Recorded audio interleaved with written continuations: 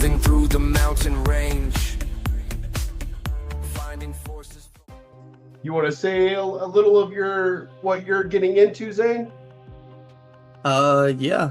So right now I am a master's student studying psychedelics and consciousness studies. I do some research, guide work, a little bit of this, a little bit of that in the psychedelic space. So, So cool. Where do you study? At the University of Ottawa. Oh, cool. Yeah. Nice. It's an online program, just a 1 year program.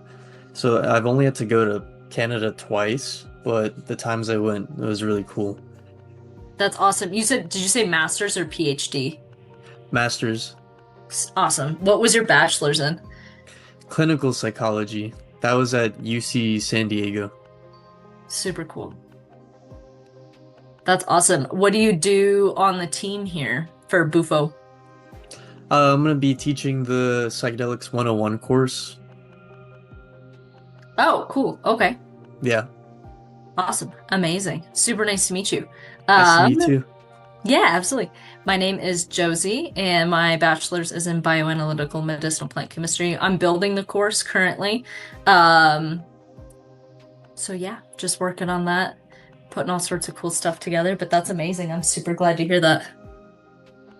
yeah, there's a lot in common in what you're both doing as far as your course work and what you're building. I think, how long have you been working on yours, Zane? It's probably been like 2 months now. Okay. I've lost track of time. I don't know. I've been so busy with so many things. You think you could give a brief synopsis, kind of outline for Josie of what it is? Yeah, so I'm trying to touch on a little bit of everything. So the first class would be like the history, the background of psychedelics going into like the 60s, counterculture movement, Timothy Leary, um, and then go right into the classic psychedelics in the later courses, LSD, psilocybin, and then move on to the newer things, ibogaine, MDMA, going over basic research, the trials, the future of the field, maybe even touch on things that are like not necessarily psychedelic, but could be in the realm, like psychoplastogens and all these interesting compounds people were creating. So a little bit of everything. Well, I think the two of you need to let me know what this psychoplastogen thing is. Like, what is that? Yeah, it's weird. So they're like taking for example, there's JRT. I forgot what it stands for. I think the guy named it after himself.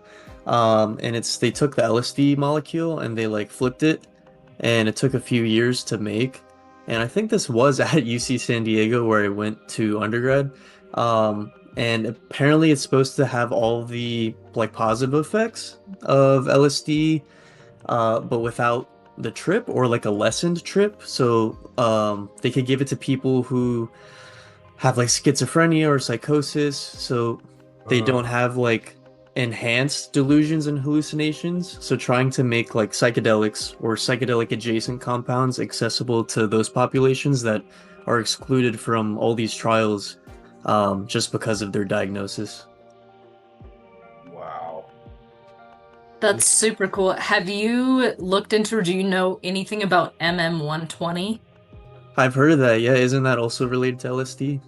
Yeah, and I couldn't really figure out exactly how it's different because when I looked up the structure, it looked the same, but they didn't quite give like the stereochemistry for it to like specifically, that would be like which way some of the molecules are bending, or sorry, the atoms are bending in the molecule. Um, so yeah, it's in stage, I think, 3B clinical trials right now for use with generalized anxiety disorder. So I did not know about JRT. That's super interesting, but they're always looking at kind of modifying these analogs, right? Yeah, and they're doing like weird things with 5-MeO. I think they're trying to make like a intranasal version of it, or uh, a compound related to it. So there's so much going on. It's hard to keep up with, honestly. It's always progressing. It is. Yeah, I just learned about MM120 not that long ago. And yeah, I have not heard about JRT yet, but there is new stuff all the time that they're coming out with, which is super, it's really cool. It's good to know that there's a lot of options, and it's cool to see how they, analogs is a big thing that I'm hitting in my course because it's like they all interact so differently, and it's kind of like you can be siblings and you can look alike, but you and your sibling are still very distinct individuals who are not the same person, right? Right.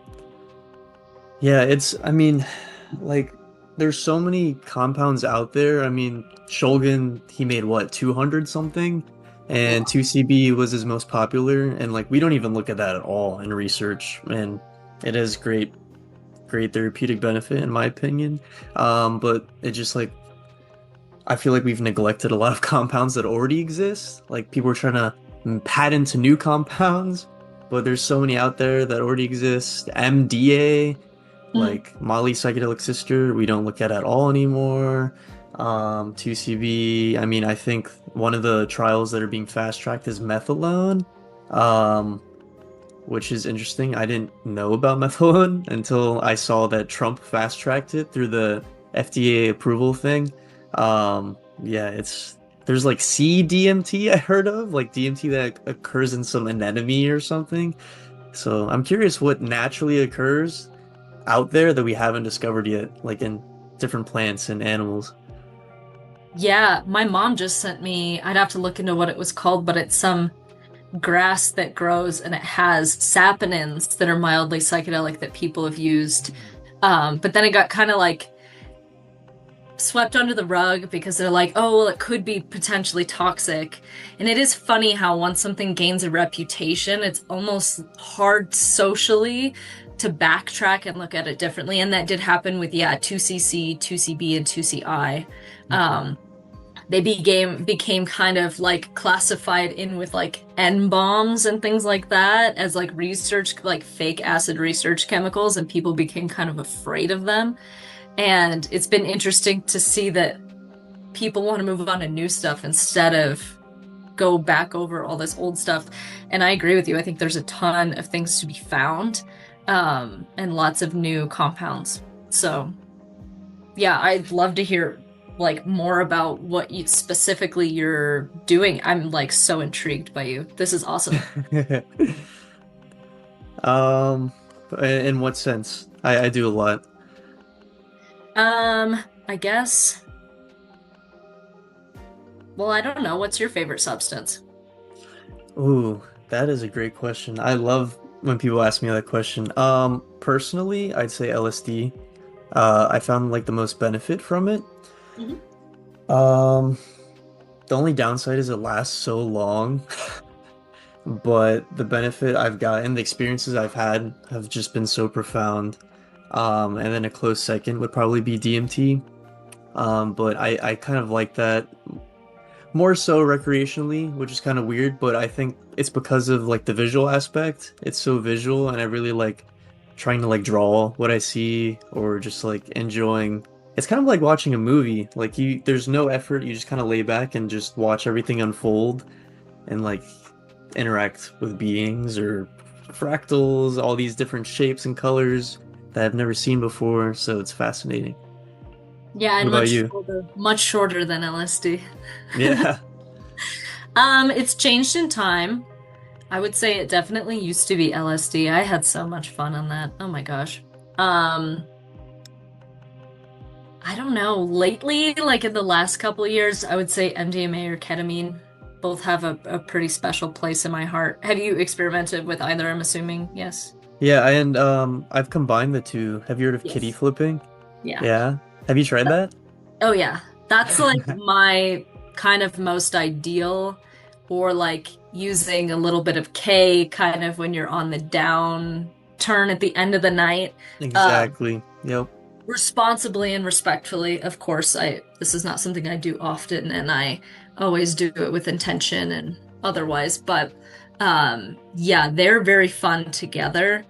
And I don't even want to just say fun because I really have used them kind of in my own bootleg therapeutic sense and gotten a lot from that experience. Um, but yeah, I would say those two specifically, I think I've enjoyed the most. What's your next one that you want to try that you haven't yet? I'd say mescaline. Hmm. Um, yeah, I haven't tried any of the cactus or the cacti. Um, yeah, it lasts a long time. I've heard like 16 hours or something, even longer than LSD. And I'm like, oh, I can't even imagine something even longer than that. Um, that's not stopping me from doing it. It just, I don't know. I'm kind of like just waiting for it to feel like the right time, when they'll like call you and it's like, okay, this is the right time. So that hasn't happened yet. Yeah, absolutely. I Mescaline is so interesting because it's a phenethylamine, so it's, for those of you who don't know, it's more closely related to MDMA and its cousins. But for me, the come up was similar to LSD. But I've told this story quite a few times on these videos. I definitely got way too much. I took way too much.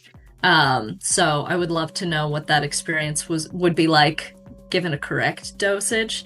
But yeah, I would want it was definitely over 13 hours for sure. Where exactly it cut off, I don't know. There also becomes a point where you're like still not fully normal, but you're closer to normal. And so you're kind of like, I'm basically back down on the ground because I sure don't feel like I did earlier. Um, but I had the same thing where it was not something I was seeking and was something that came to me. Hmm. And I think that's oftentimes a great way to do medicines, get in the space, meet the people, and then see what comes up and what's available. And, have a good educational background to know what you do want to try, what you are not interested in trying, and for what reasons, and what risk versus reward, right? Did you try like a synthetic or was it like the raw cactus? Yeah, so I did San Pedro and it had been dried and then was like reconstituted with water. Hmm. In Yeah. your experience, in general, any drug, do you notice a difference between synthetic versus natural? Honestly, because I've never taken synthetic mescaline, and then most of the other substances that I have taken quite a bit of have been synthetic. Like, I've tried DMT, synthetic DMT, but I have not tried like changa. I Hmm. also have yet to try ayahuasca. So it's like I've either tried the synthetic or the natural version. I'm trying to think of one that I have tried both. I guess nicotine would be one that I've tried, synthetic and natural. Hmm. Um, well, actually, now that I'm thinking about it, I'm like, are Zyn pouches and things like that actually made in a lab or are they extracted from a plant? I don't know. Yeah, I never thought of that either. Yeah, I would consider that like a more synthetic version because it's like a crystal, like a chemical, but that doesn't mean that they didn't extract it from a plant. Right. Uh, so I'm not exactly sure, but that is something that also have wondered and would love to ask someone who's more experienced than me. It's funny, sometimes I'm like, oh, I feel a little underexperienced, and I'm like, well, for 28, I mean, it's okay that I haven't tried everything, right? Yeah, I mean, there's so much out there. You can't even do it all in a lifetime, probably. As things progress and we get all these new compounds, at least. Totally. I mean, yeah, there's a lot. I actually, and also what you get told about the substances that you get isn't always true. Right. So, you might think it's synthetic. I mean, synthetic mescaline is truly synthesized in a lab, starting from a precursor, correct? Hmm. Not like taken out of a plant and then crystallized and they call it synthetic, because that to me would just be a crystallized extract of a plant or a processed extract of a plant, correct? Yeah, I'm no chemist, but I would assume, yeah. Yeah. So, yeah, have you taken anything that was synthetic and natural and been able to compare them? If you kind of count DMT extracted, like smoked, I don't know if you would count that as synthetic, because it's still like the extraction process of DMT is you're taking it out of the plant. Right. So I don't know if I would count that as synthetic per se. And I have done ayahuasca, so that's like I guess the natural um counterpart of that. Um, hmm. What was your experience with ayahuasca like? It was pretty cool. I did DMT a lot before that, so I felt like I was kind of prepared. like encountering the entities and having all these weird visuals and stuff. It was pretty mild. It wasn't as intense as I thought it would be in terms of like visually, but like mentally, emotionally, it was intense. It was like a 2 day long ceremony. It was part of my program actually. I did it with my classmates. Yeah, That's it was so cool. What? yeah. Yeah, we did it in Montreal, with the Santo Daime Church Okay. in a basement of like a Catholic church that they were operating out of. And there was like 30 to 40 people, I roughly. And like 12 of them were the classmates, and the others were just like the guardians of the church.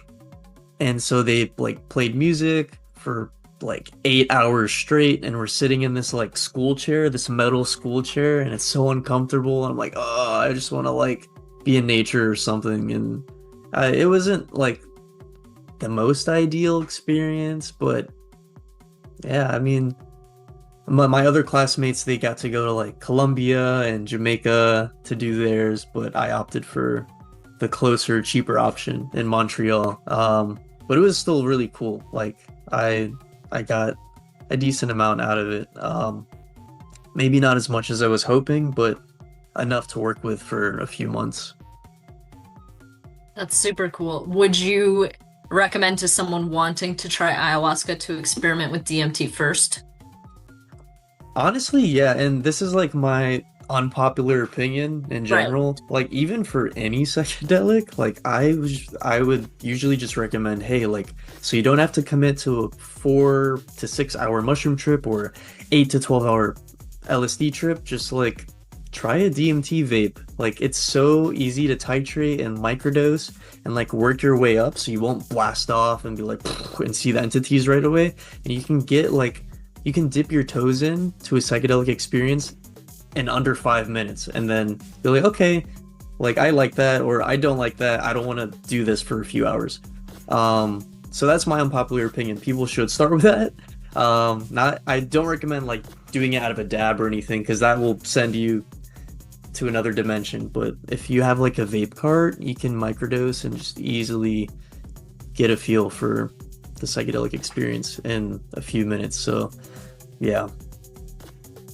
Yeah, I think it's good to know that you can either, just like a pool, you can jump off the diving board or you can dip your toe. There's two types of people, right? And sometimes the situation or the circumstance also determines if you want to jump head first or not. So it's good to know. I mean, people didn't used to have that good of options, right? Yeah.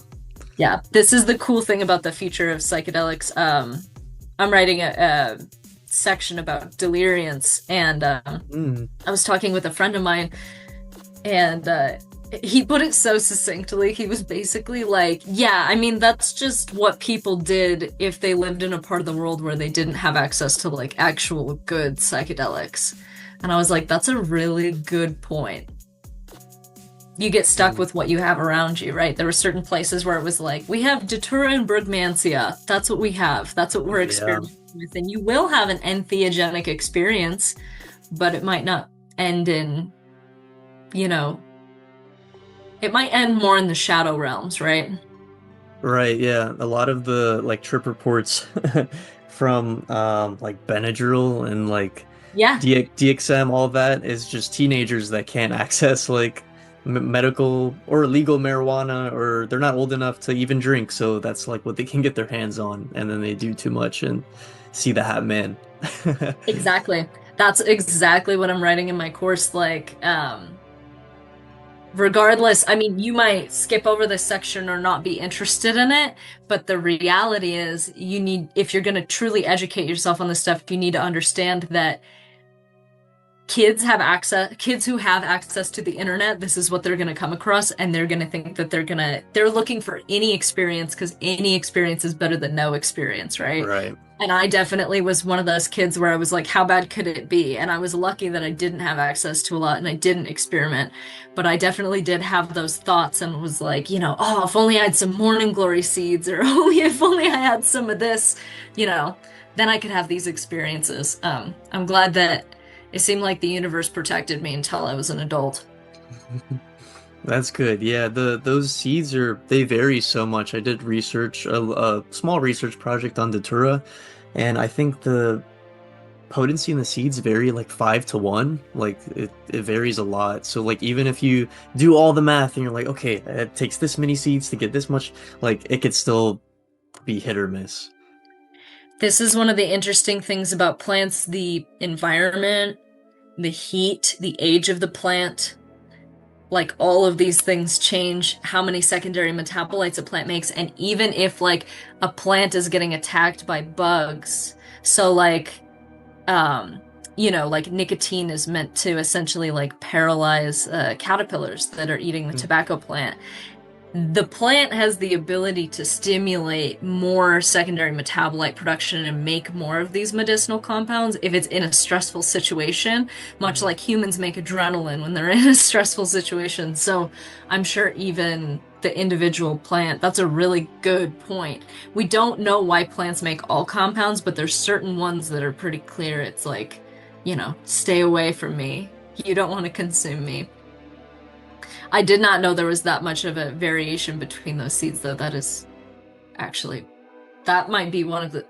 It's already a spooky plant, but that adds to the spook factor, right? Definitely. Yeah, and even like mushrooms.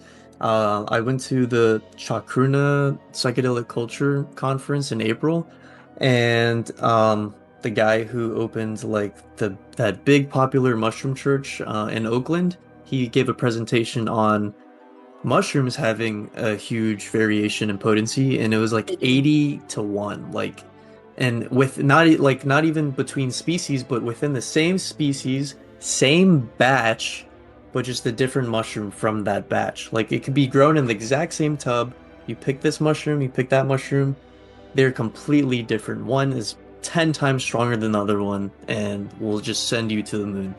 And there's no like reason to, I don't know, we don't know why. There's no way to predict it unless you have like lab equipment to measure the potency, so it's crazy. And I wonder how much like I've actually taken doing like a few grams, and how much psilocybin was actually in those, because sometimes it'll be this much and 10 minutes after ingesting it I'm having full-on visuals, and then other times I don't feel anything at all. Yeah, I fully agree with you. And there's always that's one of the substances I've heard people complain about the most when it comes to like, oh, so-and-so ate him too and he didn't feel anything. Or, we all ate them and we didn't feel anything, but I've eaten from the same bag and I'm like, I mean, they're all the same mushrooms. That is so interesting. I thought it was more standardized among like a grow tub. I didn't know that it was actually Yeah, you would think. individual mushrooms, right? And I mean, that's kind of what you hope for. It's interesting how long I feel like it's taken us to get to standardized extracts for mushrooms. They're still not very popular, correct? Yeah, it's hard to make psilocybin extract. I mean, people make their own honey. I don't know of any like easy way to make psilocybin extract or to extract it from it, other than maybe doing like a lemon tech or a tea. Because I guess that homogenizes it, kind of spreads it out. Same as like if you just took a bunch of the mushrooms and then grind it up in a blender and it's just powder, like that could homogenize it, but that still doesn't give you an idea of how strong each mushroom was. So you don't really know the content at the end of the day. You're just homogenizing the batch, but you don't know what that batch included. Yeah, that makes perfect sense. I think then, yeah, it would make sense if you have a couple buddies to make more like a lemonade pitcher with all of them, right? Yeah. That's super Like interesting. each one have its own consciousness, like humans do in a sense. Like they're each separate entities as they grow. While listening to you both have your conversation, it came to mind something about how LSD and many substances, it seems to vary each batch, right? And I've always wondered, is it the maker? Is it like you were saying about spagyrics? Is it the energy that the person creating it is putting into it? that actually influences the effect that it causes. And even on down to an individual level of each mushroom having its own consciousness being a factor possibly of the difference of its strength, just like each human or any living thing has its variation of strength, potency. But on the subject of, LSD, microdot per se seems to be kind of a stronger form of LSD that I've taken. And each time that I've taken any type, I could definitely single out a certain effect that I got off of it. And each time that I took that one that was made by a certain person, it always had a kind of a homogeneous effect. But each time I took a different type, it was completely different, more visual, more body, more mental, more spiritual. And I wanted to just bounce that off of the both of you. Have you ever noticed that there may be something of the maker in the mix? Yeah, I think it comes down to chemistry because I feel like I've had some just maybe bad batches, and I think if they do the chemistry wrong too, then they might be making some byproducts or things that are similar to LSD. Like there's all these different analogs or like similar, like Orange Sunshine was ALD 52. That wasn't even LSD, and it was like going around in the 60s, 70s. Yeah, so I don't know. I feel like maybe it's just the potency or the impurities. Like even with like MDMA, it comes in all these different colors. Like there's amber, there's purple, there's like pink, champagne pink, and then there's the white, like clear ones. Apparently, according to my research, the clearer it is, or closer to like whitish clear, the less impurities it has. And the ones that have color, or like just marketing or bad science, which is causing it to have those color. Yeah, that's just my brief knowledge on that, though. I don't know too much about it. Yeah, I came across some purple stuff and looked it up, and apparently there's a different precursor that they start with for that one specifically.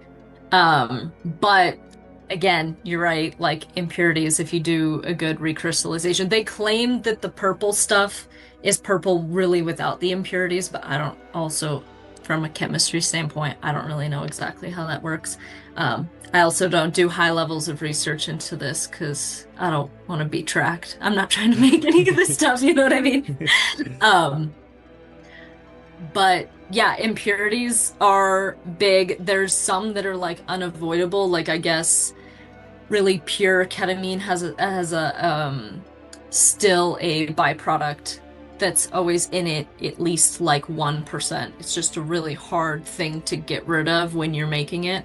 And then, yeah, I do tend to think also that there's like different analogs that can come from synthesis, depending on your specific way of synthesizing it and how good of a chemist you are, how clean everything is. Did you start with food grade and super pure stuff, or did you use what you had that might have impurities? I think a lot of that goes into it. And I also do subscribe to the fact that energetically, I think we impact the vibration of things when we make them.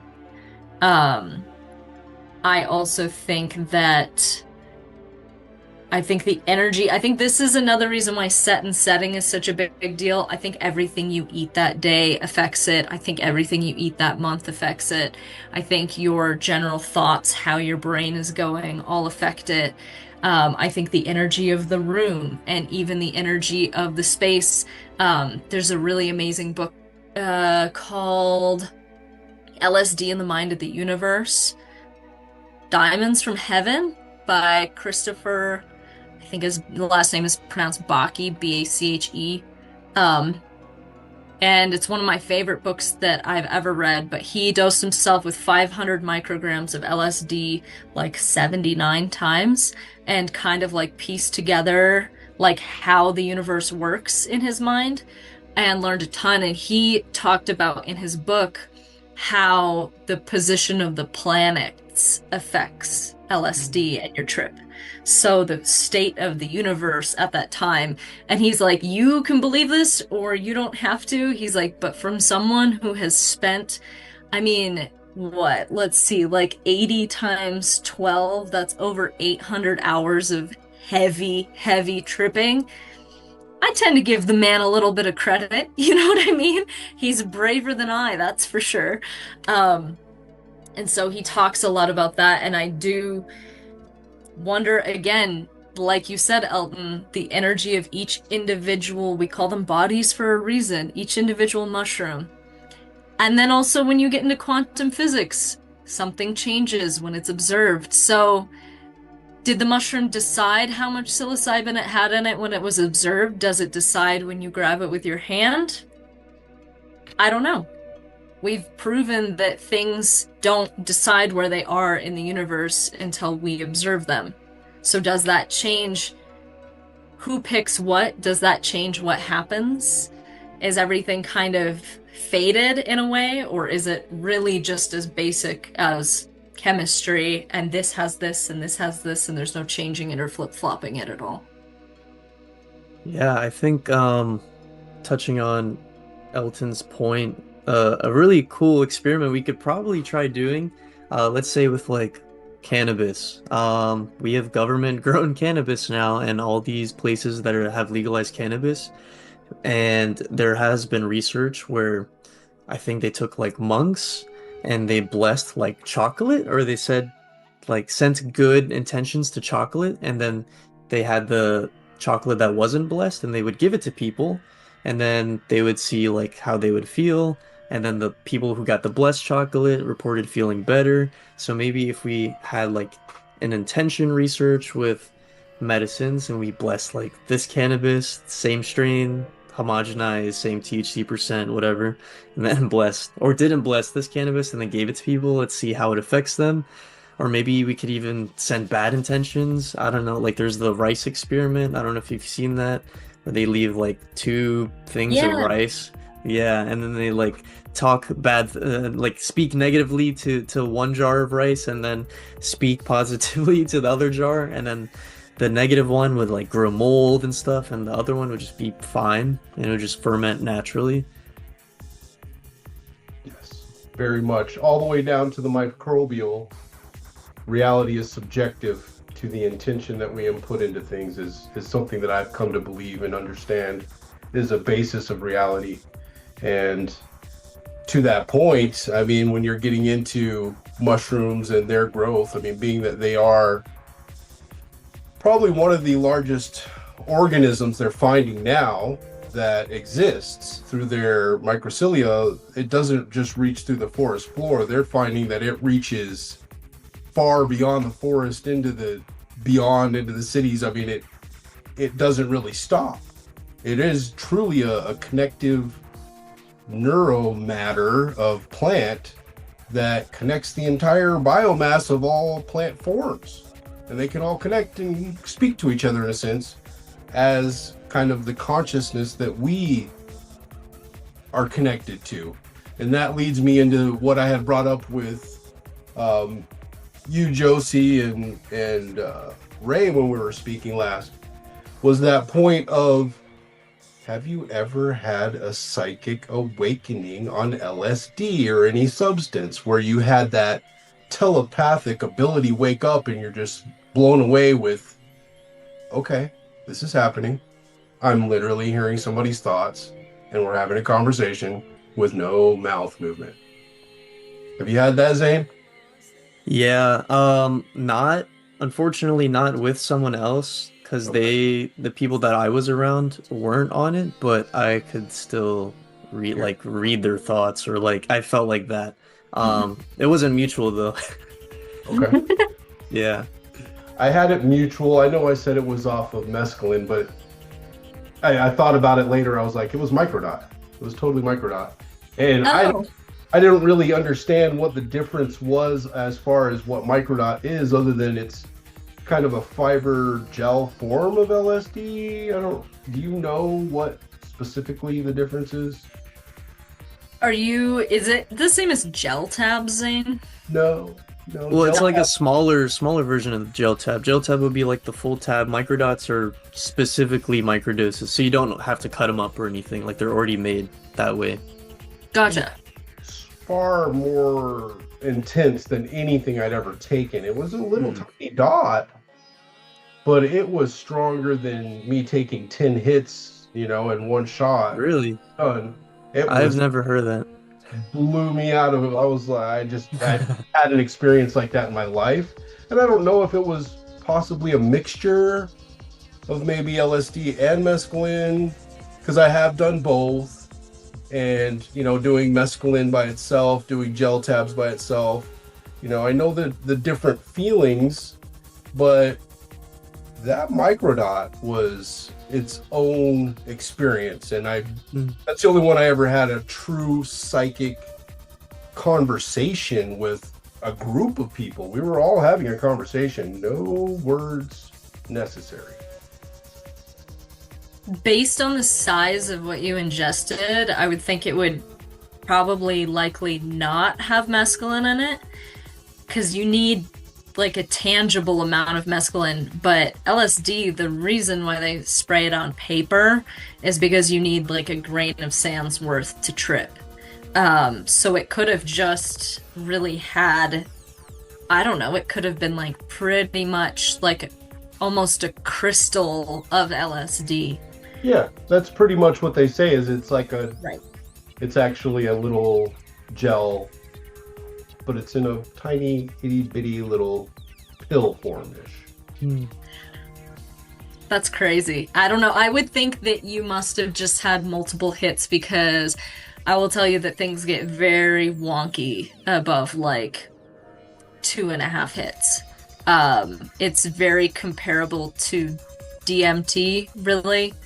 I did like 4 hits once, and I was in a beautiful like concert hall, but I became aware of these like in the corners of each of the rooms were like these huge entities that were like made out of the matter of the wall, and they kind of had like different gears and structures. And I remember at one point kind of acknowledging them and being like, "How long have you been here?" And they were like, "We've been here longer than you would believe." That's all they had to say. And to me, I've never seen like machine elves on DMT, but that's pretty close to what I would assume most people experience on DMT. I did want to enter one oddity that I had experienced on mushrooms, and it was at a concert. And my girlfriend at the time and I were laying down on the grass. We had been, like everyone else at the concert, watching the show and observing the people, and nobody's looking up. We sat back, laid down, and looked up, and there was a big black slit that opened up and then closed. And it was like, I looked at her, she's like, "Oh, I saw that." I was like, "Well, I saw it too." Like, "Oh my God, it was real. What was that?" Okay. And it seemed to be like we were being observed by something extra dimensional that opened a space-time portal